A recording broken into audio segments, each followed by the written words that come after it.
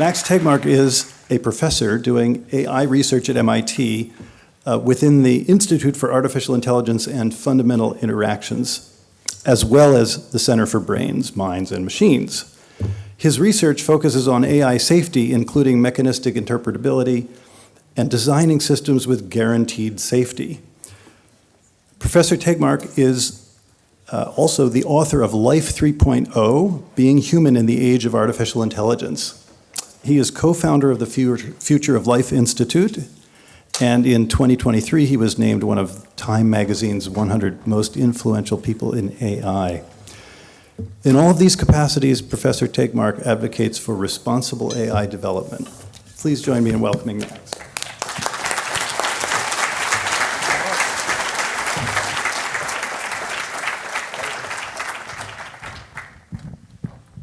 Bonjour.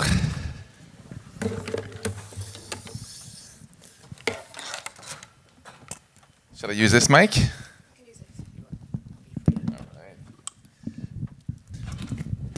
Je suis très heureuse. I'm very happy to be here in beautiful Paris again, and it's a great honor to be here at this conference. And let's see if we can do a little show of hands here to start off. So raise your hand if you are excited about making AI tools that cure diseases and help us.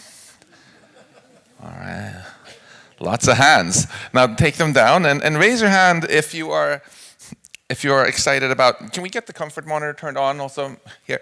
If you're excited about AI that makes you all economically obsolete and replaces you. Okay, we have one hand there. So there's this myth that you can't have the former that you voted for there, tool AI that we can control, that empowers us, without getting also the latter, stuff that just replaces us. I'm here to tell you that I'm an optimist. Yes, we can. We can have all the stuff you voted for without that downside. In particular, I'm an optimist that we can accomplish this if we build tool AI that we know how to control with good regulations, like we heard about from Professor Stiglitz here, and do not build AGI, artificial general intelligence, smarter than human AI that outperforms us at virtually all tasks, which is both unnecessary and actually preventable, I'm going to claim. That's the radical part here. What you voted against, the definition of AGI, from going back to Shane Legg, is something that can do basically everything better than us, right? Including AI research. So if you have a bunch of robots that can do everything better than us, that includes building new robots, robot factories that make still more robots, makes them smarter and smarter. It's pretty obvious, if you think about that you're not just talking about a new technology like the internet or the steam engine, but that you're talking about a new species. So if we can have the comfort monitor back again. Why am I such an optimist? Well, suppose for a moment that I were to tell you instead that we have to have completely unregulated biotech with human cloning, eugenics, germline editing. Otherwise, you couldn't have any biotech at all, and you would all have to die of stupid, preventable diseases like smallpox. You would call bullshit on this, right? Because you just learned from Professor Stiglitz that if you have safety standards, you have some regulation, then of course, like the FDA, for instance, then you're going to have companies innovating with these incentives to make safe medicines. And it's exactly the same here with AI. If someone tells you you can't have any of the benefits unless you have completely unregulated AI that's going to replace us, it's bullshit for the same reason. If you have safety standards, of course companies will innovate to give you the AI that meets the standards. That's how they're going to get rich. But you might say, surely AGI is sci-fi and decades away, so why don't I just shut up and get off the stage? It used to suck. In fact, which is why people have said this for so long. This video coming right after this one is even more embarrassing because this is the MIT robot coming up. And if we can have the audio up also. But you know, welcome to 2025. It's really remarkable how fast AI has progressed, right? And right now we have not only robots that can dance, but they can even fold your laundry and do countless other things that are increasingly helpful. And in Gen AI, we went from this to this in just 1 year with the same prompt. As recently as 6 years ago, most of my AI research colleagues thought that we were decades away from having AI that could master language and knowledge at the level of ChatGPT 4. Well, they were all wrong, obviously, because we already have it.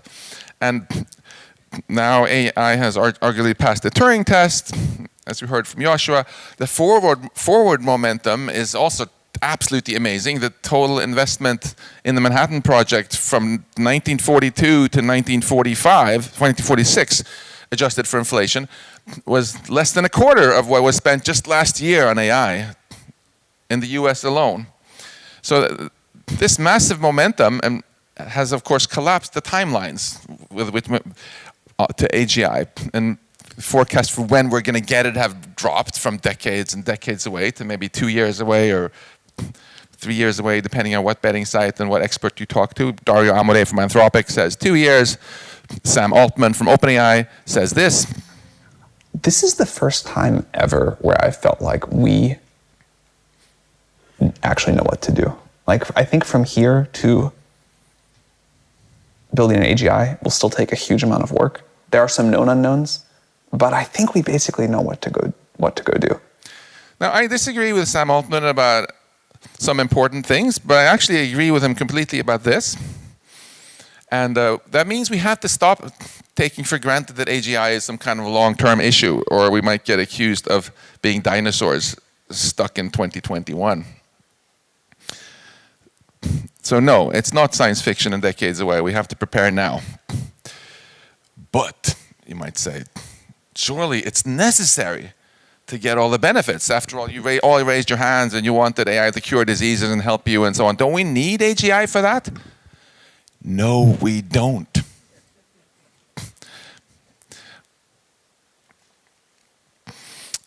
That's really a myth. We can do basically everything we want that people are excited about here at this conference with tool AI that we are able to control. We can save over 1 million lives on the world's roads each year with autonomous vehicles with tool AI, without AGI. We can save even more lives in healthcare by eliminating stupid mistakes with tool AI without AGI. We can do dramatically better and cheaper and more democratically accessible diagnostics for all sorts of diseases all around the world with tool AI, without AGI. We can revolutionize how we do protein folding and drug discovery and win the Nobel Prize with tool AI, without AGI. We can do better pandemic preparedness. We can help the climate with better energy efficiency. We can make more accessible education, more personalized education with tool AI, without AGI. We can transform basically every sector of the economy to produce better and cheaper goods and services with tool AI, without AGI. And we can accomplish the sustainable development goals a lot faster. We had a Nature paper about this not long ago with tool AI, without AGI. So no, AGI is not necessary to accomplish virtually everything that we're actually on fire about now. But, you might say, surely AGI is controllable. So Max, why don't you just sit down and relax? No, it's not. Once these artificial intelligences get smarter than we are, they will take control. They'll make us irrelevant. And that's quite worrying, and nobody knows how to prevent that for sure. So you don't have to take my word for it, and you don't have to take Jeff Hinton's word for it either. AI godfather Alan Turing said this already in 1951. If we get smarter than human machines, yeah, expect them to take control. That's the default outcome. Why is that? Well, it sounds pretty nutty to say this if you think of AI as just another technology like the printing press or the internet. But it's pretty clear that Alan Turing and others aren't thinking about it just like that. They're thinking about it not as a new technology, but as a new species. And once you think about it in that frame, it feels very natural that the smarter species controls. I welcome you to all go down to the Paris Zoo and do a little experiment. Take a look and see who's in the cages. Is it the tigers or the humans? And then ask yourself, why is that? Is it because we have bigger biceps than the tigers, that we're stronger than the tigers? No, it's because we're smarter, of course. It's the default outcome that the smarter species controls. It has nothing to do with whether AI turns evil or turns conscious. It's simply about, as Stuart Russell has very eloquently pointed out over a decade ago, about AI turning very, very competent in accomplishing its goals, which are misaligned with your goals. And if you are chased by a heat-seeking missile, you wouldn't feel very calm and relaxed because you would say, I am not sure that this missile has any goals actually in some sort of deep philosophical sense. You don't give a damn about the deep philosophical sense. You just care about what the missile is actually trying to accomplish in practice, and that's why you worry. And it's no different with more powerful AI-driven systems. And it's also a myth that somehow AGI will automatically be kind and love us and take care of us just because it's so smart. Intelligence does not equal kindness or empathy or benevolence. If Hitler had been smarter, would things have been better? No, they would be worse. And maybe we would be speaking German here today. And it's for reasons like these that I just mentioned that a lot of people have been warning about AGI, about us losing control over it and things not going great. Sam Altman said this could be lights out for all of us. And in May of 2023, a who's who of AI leaders signed this statement saying that mitigating the risk of extinction should be a global priority. So this isn't some sort of lunatic fringe viewpoint. This is something that all the CEOs of the leading tech companies signed off on, and so many of the leading scientists. And I do commend the AI companies for spending at least a small fraction of their money. I think for DeepMind, it's like 1% of the researchers, for example, on AI safety research. But let's face it, they're nowhere near figuring out how to control AGI. They just aren't. The biggest success they've had so far is training large language models to not say harmful things, as opposed to not wanting harmful things. That's the same kind of success that you would have if you persuade a serial killer to not say anything that reveals his murderous desires. Problem solved, right? And worse, it's increasingly obvious that the fastest path to AGI is not just a straight up large language model. The first AGI, if we make one, will be some sort of hybrid scaffolded system where you have maybe many LLMs as components of a much, much more complicated system that we have even less of a clue how to control. So, no, we currently have no idea how to control AGI. We're much closer to figuring out how to build it than we are to figuring out how to control it, whatever some corporate press releases might suggest. But isn't uncontrollable AGI maybe just desirable? Shouldn't we just replace humanity by machines because they're cooler or smarter or whatever? I got only one person raising their hand for replacement when we had the vote. So this is clearly a very unpopular view in this room. But I do want to highlight that there are actually some people who want this. There is Professor Richard Sutton, who you can watch on YouTube, talk about how replacing humans by machines is just the natural next step in biological evolution. You have Beth Jesus, who founded the EAC movement on Twitter, that you'll see all over Twitter, talking about how he's totally fine with replacing biological meat bags by machines. And his great fan, Mark Andreessen, who you can see has E/AC in his Twitter handle, says here that AI will be gloriously inherently uncontrollable. And that's apparently a great thing. these people are entitled to their opinion, but they're clearly a fringe minority, and as they are entitled to their opinions, so are the rest of us. I view this viewpoint as digital eugenics, this idea that we should be salivating about making some kind of digital master race, which is somehow better than us just because it's better at us on certain tests. I myself, I'm on Team Human instead. I want my 2-year-old son, for example, and my older sons to have a long, meaningful life, regardless of whether some digital eugenics dudes feel that their machines are more worthy.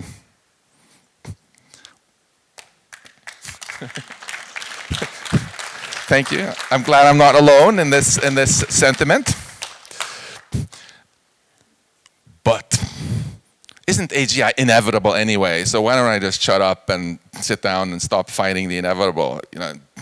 We humans always build everything that can give us profit and power, don't we?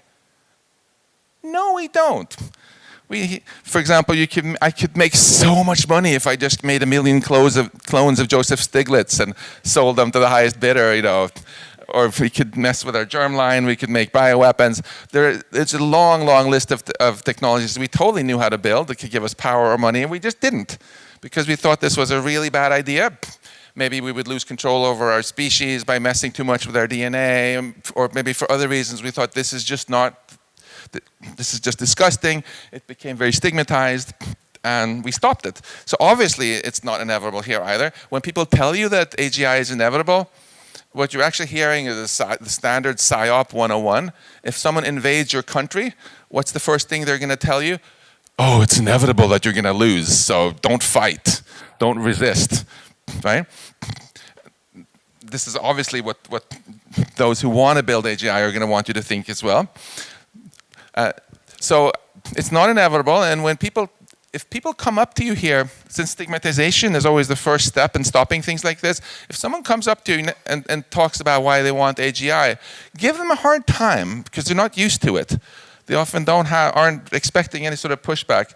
If they have a lot of power, remind them that they're going to lose all their power if AGI is built, because we're closer to figuring out how to make it than figuring out how to control it. See what they say. And another way to see that it's not inevitable is just, it's obvious, the only reason we're talking about it being inevitable is what Professor Stiglitz said, because AI is completely unregulated right now in the United States, where so many of the leading companies are, right? Imagine if you walked into the FDA and be like, hey, I have my new biotech company and it's inevitable that 2 years from now, I'm going to release my new super drug. It's going to cure like all cancers. And I just hope you guys at the FDA can figure out how to make it safe before I release it, inevitably. They're going to laugh you out of the office. They're going to be like, buddy, where's your clinical trial again? Oh, you haven't made one? Okay, ching, next customer, please.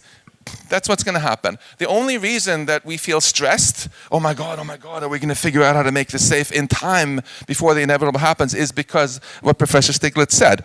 There are no safety standards. This is the only industry in the US that has no safety standards at all. There are more safety standards on sandwich shops in San Francisco, as Stuart likes to point out, than on OpenAI right next door. You can't release a new sandwich, sell your first sandwich until the municipal health inspector has checked your kitchen and so on. But you can release a superintelligence legally that might destroy humanity without any, and it's completely legal today, which is completely absurd. So it's not inevitable at all. Now, but China. This is the favorite of the 6 buts that PR people from tech companies love to say. It's the one that works the best, especially in Western Europe and in the US. Except when you think about the logic of this, it's of course complete BS. The framing is entirely wrong. This idea that one can somehow win a geopolitical battle to get AGI first, I call it the hopium war. Because it's fueled by hopium, the delusional hope that we can control this stuff. And even though it's so obvious that we're closer to figuring out how to build it than to control it. So in other words, a race to AGI is not an arms race, it's a suicide race, just like in the old movie. Raise your hand if you saw the movie War Games. Strange game. The only winning move is not to play. Strange game. The only winning move is not to play. So, where does that leave us then? What do we do? The answer is very, very simple. It's not like we have to choose between all the great stuff we want and no AI. With good safety standards, we can have tool AI that does all these wonderful things. It's obviously much quicker. It takes longer to build a controllable nuclear reactor than, which is what we have here a lot of in France, than an uncontrollable one that has a high likelihood of blowing up. Do we worry a lot about this happening in France? No, because before you can build your nuclear reactor, you have to demonstrate that you meet the safety standards, right? The only reason, again, that we have these weird conversations in AI and feel stressed is because we don't have safety standards yet. There's a very nice proposal called the Narrow Path by Control AI over in London, which talks about this in enormous detail. The way I see the happy future going down here geopolitically is that the US and China both start to understand that they're closer to, their companies are closer to building AGI than to control it, and therefore decide this is suicide, we don't want this. You know, the Chinese government likes to be in control. They don't want to lose it to some Chinese-built machines. Same thing for the American NatSec establishment. So they unilaterally stop their own companies from building AGI by putting in place some safety standards. And then they'll be like, oh my God, but how do we make sure North Korea doesn't do this? Or that some American company builds it in some other part of the world with a very weak government. So then the US and China together, with shared incentives, now push the rest of the world to join them and make sure that the AGI isn't built anywhere else either. And then we get this amazing period of unprecedented global prosperity. We still have to listen to Professor Stiglitz to make sure that the benefits are, that it doesn't cause massive income inequality and things like this. But at least we don't have to worry about control loss. There are wonderful technical solutions for making nuclear reactors safe, and it's no different here. There are a lot of wonderful technical solutions for making controllable AI tools. You can ask me in the coffee break about also the nerd papers on this. One thing I want to highlight is that many of these techniques used to be very slow, but AI itself can turbocharge them. AI has revolutionized our ability to produce art, text, and computer programs, and is on the cusp of turbocharging our ability also to produce proofs, not just about nerdy math theorems, but also about what programs and algorithms do. So you can imagine having a very powerful AI which figures out some algorithm and some knowledge you want to use for your tool, but you don't trust it. So you ask the AI to produce some traditional computer program and databases that capture the knowledge and the algorithm, and a proof that this actually meets your human written specifications. Oh no, you might say, how can I possibly trust this when I don't even understand how that AI works, and the code it wrote is too long to read, and the proof is even longer. But here's a wonderful piece of optimism I want to leave you with. Just like it's much harder to find a needle in a haystack than to verify that it's a needle after you found it, it's much harder to discover an algorithm and the knowledge and the proof than it is to verify that it's correct once you have it. You don't need to trust the mathematician who wrote the proof. You can check it by talking to other mathematicians. And you can write a 300-line proof checker in Python, which can check any proof. So, in summary, I'm really quite optimistic that we can get a happy and exciting future here. I did want to show you, before we finished, my vision for the safety standards. For some reason, maybe you can help me in the back here. If you go to the very, very beginning of the presentation, do you see a slide there with a Venn diagram? If you can just play that one. Those who are interested in this can come ask me during the coffee break also, and I will show you this, or give it copy to you. Do you see it? You probably have to press the right arrow to unpack some hidden slides there. But anyway, the idea here is that even though the A in AGI stands for artificial, it's a good mnemonic to instead think of it as standing for autonomous, because if you make a Venn diagram of autonomous systems, very general systems, and very highly intelligent systems, it's exactly at the interface of that you have AGI. Are you able to find that slide? Any luck? It's one of the very, very first. You just have to click the right arrow so that they unpack. And in the meantime, I'll make do with this very low-tech way of showing you a picture. A, G, and I. The really, really good news is that we heard from both Joshua Bengio and Meg Mitchell yesterday about how easy it is to make wonderful, safe stuff, controllable stuff if you stay out of the A circle, if you make non-agentic systems, if you make systems that are just not very powerful agents. But the good news is there's also a lot of wonderful, safe tools elsewhere in this as well, so you can get even more fantastic. Now we can see it. If you go to the left there, you can have, for example, a very intelligent future self-driving car, highly intelligent in driving, highly agentic, but also very controllable. It's the closer you get into the shield region, where it says AGI there, the harder it starts to get to make sure that things are safe and controllable. And if we can just quickly go to the next and final slide. It makes sense, therefore, for the safety standards that Professor Stiglitz was advocating for and I'm pushing for, to have tiers. We have class 1, class 2, class 3, class 4 drugs in the US. Risk tier 0 is when you're not in any of the circles. Risk tier 1 is when you're in one of the circles. Risk tier 2 is when you're in 2 of the circles. Risk tier 3 is when you're in all 3, and it's AGI. So you have higher and higher standards the closer you get to the center of this. If you impose such standards, then what's going to happen is companies will innovate to get to market as fast as possible and build stuff in the outer parts of this where it's easy to meet the standards. We'll get all these amazing tools, and we will not have to lose sleep about losing control to AGI in 2 years, because it's going to take longer than that, probably much longer than that, to figure out if it's even possible to control it. If one day we can control it, we can have that conversation then.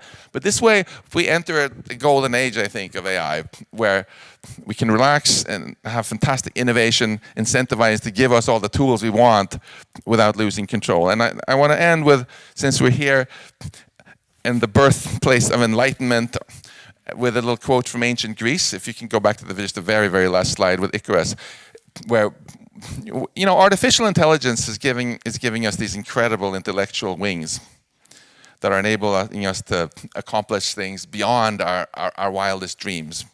If we just remember the lesson from ancient Greece and don't get hubris like Icarus, and we just stop obsessing about trying to fly into the sun and build AGI. Thank you.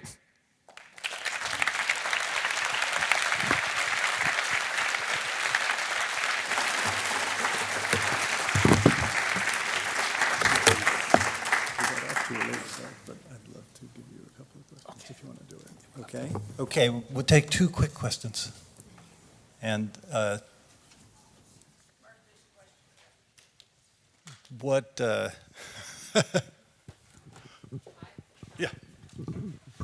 Hi, Max. Thank you for a great talk. We agree on a lot of things, as we both know. And I agree on your last point that hubris kills. We should just not do that. What if we had a very hubristic government that was sort of trying to do what you suggest here with the risk levels? We sort of have safety standards that maybe we managed to get into legislation somehow. But whether you want to call it hubris or wishful thinking or delusion, we don't abide by these. So like what else do we need? I feel like we need negative incentives as well, maybe global enforcement. Like, what do you think about that? That's a really, really great question. The way I see it working out is ultimately playing to the self-interest of these governments. I thought the stuff we heard here about the invisible hand is really right on point. If you take even the most hawkish people in the US military and the Chinese military, et cetera, they want their control. They don't want to lose it, right? And if we can help them understand that a speed run for AGI is just going to lose them all the control, then they're going to be against that speed run, and they will actually support cracking down on what they then see legitimately as a national security risk. And if you actually get these people both in the US and in China and in other powerful countries, you know, saying this is a national security risk, now suddenly the incentives are aligned. And the US and China jointly actually have enough clout that if they can, I think, quite easily persuade the rest of the world to join them and having these standards, so to making sure at least that nobody is going to lose control over this tech. That's where my optimism comes from. It's from the self-interest. You don't need, we don't need any military coups. The national security state, you know, the national security establishment in the United States, I think we'll both agree, has a lot of power. They, regardless of whether there's a Democrat president or Republican president, they usually get what they want. If there's something they see as a huge national security threat, then it gets dealt with. I think, so I don't think we need people in the US or China or anywhere else to actually want differently. We just have to educate them about the simple fact that we're closer to building AGI and superintelligence than we are to figuring out how to control it. Okay. Suppose that this scenario plays out as you say, with the regulation stepping in. But how does the regulator have the knowledge to actually be able to examine the conformity? Because we see a huge gap between the research and development, which is mostly in the private sector, right? And a relatively small volume of research and development in the public sector, which could feed the regulator with the knowledge to be able to judge. How do you see that? That's a great question with a very straightforward answer. You know, we've solved this before with regulation of airplanes and cars and drugs. For example, for drug regulation, right? If someone is trying to decide whether to approve a new drug, we don't actually ask President Macron or Donald Trump or Xi Jinping for their expert opinion on the safety of this drug. The government agencies will actually bring in a bunch of scientists, often from top universities, and say, hey, here the company itself has, with their expertise, spent a ton of money and research on doing this clinical trial, and they've quantified the benefit, the side effects. What do you think? Do you buy this? Right? And it's those academics, those experts that actually make recommendations. I think it needs to be the same way here. The onus has to be on the tech companies to persuade the experts at the AI regulatory agency that their products meet the standards, that they will be controllable, et cetera, et cetera. It's not the job of the government to figure out retroactively how to make stuff safe any more than it is for medicines. Right, but in AI we have a really big disequilibrium between research which is happening in the public sector with the academics. They have very, very small budgets compared to the private sector budget. So isn't it that the academics don't have sufficient knowledge to actually understand the technology? No, the disequilibrium is what Professor Stiglitz highlighted, that the technology has developed much faster than the creation of regulatory agencies. As soon as you have the safety standards, companies will shift a lot of people. Biotech companies spend a lot of their budget actually on clinical trials and so on, you know, to do the safety research. And the professors around the world are very capable of telling bullshit from real science and evaluating these corporate evaluations in biotech and also in AI.